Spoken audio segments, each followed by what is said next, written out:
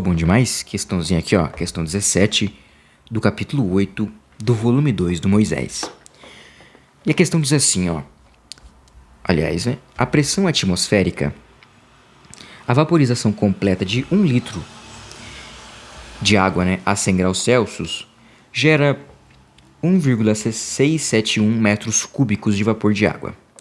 O calor latente de vaporização da água a essa temperatura é 5,39,6 caloria por grama. Aí ele pergunta, letra A, quanto trabalho é realizado pela expansão do vapor no processo de vaporização de 1 litro d'água? E a letra B diz, qual é a variação da energia interna do sistema nesse processo? Então beleza, né? A gente tem aqui as informações, né? E para resolver esse exercício, a gente precisa lembrar do negócio. A letra A, né? Ele quer saber qual que é o trabalho realizado na expansão, né? Então, por exemplo, o gás tá aqui, né? Pequenininho, pá. Aí, ele vai aumentar o volume dele, vai ficar maiorzão assim. E para ele aumentar o volume, né? Nesse caso, ele tá a uma pressão atmosférica, né? Tem uma força, né? Que empurra ele para dentro, né? Que não quer deixar ele expandir. Então, se ele empurra alguma coisa, nesse caso ele está empurrando a pressão atmosférica, ele realiza esse trabalho, né? Ou seja, tem alguma coisa que ele tem que empurrar para fora, né? Tem que gastar uma força de dentro do gás para empurrar, né? Uma força que empurra para fora dele e essa força ele realiza um trabalho. É mais ou menos assim que acontece. Então, tem uma fórmula pronta que a gente vai usar, mas eu vou tentar construir o raciocínio com você para a gente não decorar as coisas, né? E de onde vai partir? A gente quer o trabalho. A gente sabe, né, pela mecânica, né, lei de Newton, essas fitas assim, essas coisas que a gente estuda, que o trabalho, né, é igual o quê? Ele é igual a uma força vezes um deslocamento. Correto? Eu vou escrever isso aqui de uma forma diferente. Eu vou descobrir como sendo o diferencial do trabalho é igual a força, né, vezes o diferencial dos deslocamentos x. Tá bom? Tá bom, a gente parte disso. Só que daí você precisa lembrar de uma coisa. A gente quer saber alguma coisa que tem a ver com pressão, né? Que tem a ver com uma força, né? Então a gente lembra de uma outra formuleta que faz assim, ó. Que fala que a pressão é o quê? É uma força sobre uma área, né? Lembra dessa fórmula? Então beleza. Se você pega a área, né? E passa para o outro lado, o que a gente fica? A gente fica aqui. A área vezes uma pressão, né? Vou escrever ao contrário aqui, ó. Pressão vezes uma área é igual a uma força. Então beleza, a gente tem força aqui e força aqui. Então a gente substitui uma coisa na outra. Então, o que a gente tem até agora? A gente tem que o diferencial do trabalho, né? É igual uma pressão vezes uma área vezes um deslocamento. Perfeito? Perfeito, até aqui, suave. Mas perceba que a gente tem um negócio muito interessante aqui, ó. A gente tem isso aqui, área vezes um deslocamento. O que é área vezes deslocamento? Não estou conseguindo enxergar, então vou mostrar para você, ó. Imagina que a gente tem um quadrado aqui, ó, um quadradinho. Bonito esse quadrado aqui. E aí, a gente tem uma área. Que área? A área da base, por exemplo. Opa, o que eu fiz aqui? A área da base, ó. Vou colocar de outra corzinha para ficar mais bonitinho, ó. Laranja aqui, ó. A gente tem essa parte aqui. Isso aqui é uma área, né? Concorda comigo? Isso aqui é uma área. Por quê? Porque a gente tem uma distância aqui, né? A gente tem uma distância A vezes B. A vezes B é igual a uma área. Perfeito? Só que no nosso caso, a gente tem uma área, né? Vezes um deslocamento. Como assim deslocamento? Esse deslocamento vem da altura, entendeu? Por exemplo, imagina que eu estou deslocando alguma coisa para cá. Ou seja, então é uma área, né? Uma área que a gente descobriu aqui, essa área, vezes um deslocamentozinho que eu vou chamar aqui de altura, nesse caso, né? Que eu vou chamar de dx. Então beleza. Então o dx é como se fosse uma altura. É a altura. Dx é igual a altura desse bloquinho que eu desenhei aqui. Então, o que é uma área? Nesse caso, a área da base, vezes a altura. Pô, é o volume. Então beleza. Então eu sei que... Só que nesse caso, a área vezes a área da base vezes a altura, igual um volume. Só que nesse caso, o que eu escrevi? Eu escrevi que o h é igual ao dx. Então beleza. Então eu tenho que a área, né? A área da base. Nesse caso é a vezes o dx. É igual a um volume. Só como eu tenho um diferencial de deslocamento, nesse caso um diferencial de altura, eu vou colocar que vale um diferencial de volume. Ou seja, um diferencial de altura, né? Um deslocamento de altura, nesse caso bem pequenininho. Então eu tenho um volume bem pequenininho também. Perfeito? Então a gente construiu a fórmula que a gente estava procurando, né, do trabalho que relaciona pressão e volume. Perfeito? Então a gente tem que pressão, né, vezes a diferencial do volume, que é essa parte que a gente encontrou aqui. Beleza, até aqui tudo bem. A gente tem isso aqui. E o que a gente faz agora a partir disso? Bom, se você voltar para o exercício, ele fala que a pressão atmosférica. O que significa isso? Significa que a pressão é constante, tá? Se a pressão não fosse constante, a gente teria um negócio tipo assim, ó, um gráfico, tá, que relaciona pressão e volume, e a gente teria alguma coisa assim, né? Ou alguma coisa assim, né? Alguma coisa que sobe, enfim. Só que nesse caso, né, se a pressão dependesse do volume, ela seria um negócio assim, ó, pressão que depende do volume, tá bom? Aí a gente usa uma função, né, que depende. Só que no nosso caso não tem isso. Pressão é constante, tá? CTE. Por quê? Porque ele falou aqui, ó, que é a pressão atmosférica. Então, se a pressão atmosférica, a atmosfera não muda, né? A gente não está erguendo muito absurdamente o objeto lá para cima, lá no perto do espaço, que vai mudar de alguma forma a pressão. Então, a pressão é constante. Então, a gente pode integrar isso aqui dos dois lados, né? Integrando isso aqui, ó. Imagina que eu integrei aqui. Integrei aqui, integrei aqui. Se pressão é constante, ela sai da integral, tá bom? Então, eu integrei de um trabalho inicial até um trabalho qualquer, num volume inicial até um volume qualquer final. Então, essa diferencial aqui, essa integral aqui, vira variação do trabalho, tá? Que é igual a pressão, que saiu da integral, vezes a variação do volume. A gente encontrou uma forma muito interessante que a gente vai usar. Perfeito? Perfeito. No nosso caso, o trabalho aqui, né, a variação de trabalho, significa que o trabalho inicial, o trabalho final menos o trabalho inicial. O trabalho inicial é zero, né? A gente vai considerar como zero, ou seja, não tem trabalho antes da gente realizar, né, o aquecimento, né, e a expansão da água, né, fazer ela evaporar. E o volume a gente tem um volume final e um volume final. Um volume inicial e um volume final, aliás. Então a gente pode escrever que o trabalho ele é igual a uma pressão, né, vezes volume final menos volume inicial. Beleza. Até aqui tudo bem. Esse cara aqui a gente quer descobrir, né? Esse cara que o exercício está perguntando. Isso aqui a gente tem, quanto que é? 1 atm, tá? Isso aqui a gente também tem, volume final a gente tem, que é 1 litro, tá? E volume final a gente tem, que é 1,671 metros cúbicos, eu acho, né? Deixa eu confirmar aqui no exercício, ó. Tá aqui, né? 1 litro, 1,671, né? E pressão, a pressão atmosférica, tá bom? Então, beleza.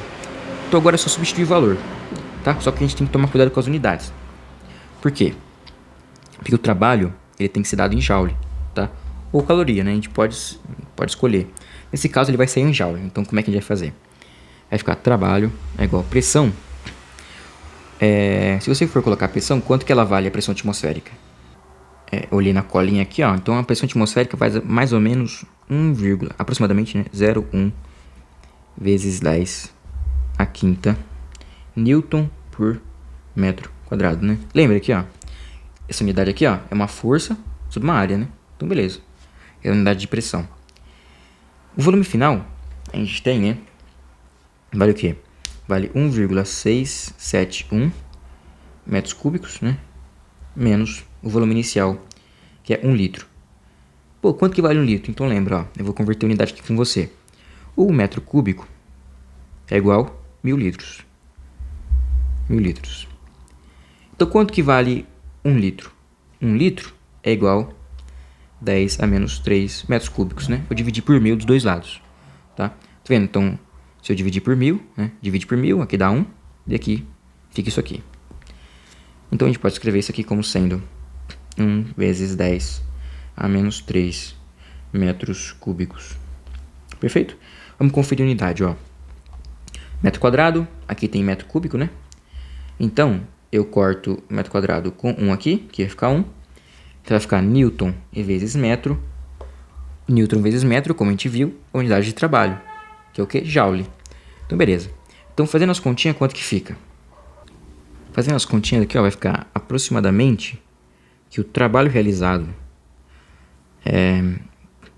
na expansão desse gás, né, é aproximadamente 1,69 vezes 10 vezes 10 a quinta joules. Perfeito? Que é, né, o resultado que bate, que está no livro, né, eu acho. Enfim, então a gente achou o trabalho, né, que realizou nesse primeiro movimento, né, de expandir o gás. Beleza? Só que daí a gente tem a letra B. O que a letra B fala? Ela fala que, ela pergunta, né, aliás, qual a variação da energia interna do sistema nesse processo? Então, você tem que lembrar, né, na letra B, da primeira lei da termodinâmica. Eu acho, né, que essa é a primeira lei, né, se não me engano. Então, a primeira lei da termodinâmica. O que ela diz? Ela diz que a variação da energia interna, da energia térmica de um gás, né? Que a variação da energia interna térmica do gás, que a variação da energia interna de um gás, ela é a quantidade de calor, né, que foi injetado no gás menos o trabalho que o gás teve que realizar, né? O que significa isso? Significa, né, voltando para aquele nosso exemplo, né, dessa massa de gás aqui, né? Significa que para o gás aumentar o volume dele, né, digamos aqui, para ele aumentar de tamanho, a gente injetou temperatura nele, né? A gente injetou calor nele. Só que para ele expandir, né, ele tem uma temperatura que ele foi expandindo, variou a temperatura, um calor. Só que tem uma força aqui fora, né, que nesse caso é atmosférica. Então é como se fosse uma força que está contra a expansão do gás. Então se o gás está expandindo e tem uma força contra ele, né, ele tem que realizar trabalho para expandir. Só que esse trabalho, ele tira energia da energia que foi feita para expandir o gás, né? Então por isso que a gente tem essa fórmula aqui, né, que varia a energia interna, né? O que significa que quando o gás está variando a energia interna dele, significa que ou ele reduziu o trabalho, ou colocaram o calor nele, né? E mudou, né, a temperatura, mudou a vibração das moléculas dele, né? Enfim, acho que é isso. Então, beleza, a gente já tem esse trabalho aqui, né? A gente tem isso aqui já, que a gente acabou de calcular, que vale esse cara aqui, né? E a gente só precisa calcular a quantidade de calor. Perfeito? Só que daí, o que a gente tem que lembrar? A gente tem que lembrar que o gás está evaporando, né? Ele está a 100 graus Celsius, está evaporando, então a temperatura dele não muda. O que muda é só a quantidade de calor que precisa injetar nele para mudar, enfim, a gente tem de estado, né? E a gente também tem que a constante de calor latente dele vale 539,6 caloria por grama. Então a gente tem que lembrar da fórmula, né, do calor latente, né, que diz que a massa vezes L é igual a quantidade de calor para mudar o estado, né, de uma massa de qualquer, de sólido para líquido, né, ou de líquido para sólido, de sólido enfim, né, mudar o estado de alguma substância. Então nesse caso a gente tem, né, a massa de água, né, que é 1 litro, que é igual a 1 quilograma, né. Então a gente tem isso. E a gente também tem o L. O L vale 539,6 cal por grama, tá bom? A gente tem, né, o exercício deu pra gente. Então agora só substitui nessa fórmula, né? Então, como é que vai ficar? É a quantidade de calor. Para variar variar o estado dele é 1 kg, né? Eu vou colocar aqui 1 kg aqui, vai ficar 10 a terceira grama, né? Para agitar com a unidade daqui de baixo, tá? Caloria, aliás, né? 39,6 caloria por grama. Então, beleza, aqui tem grama, corta com grama, né? Grama, grama.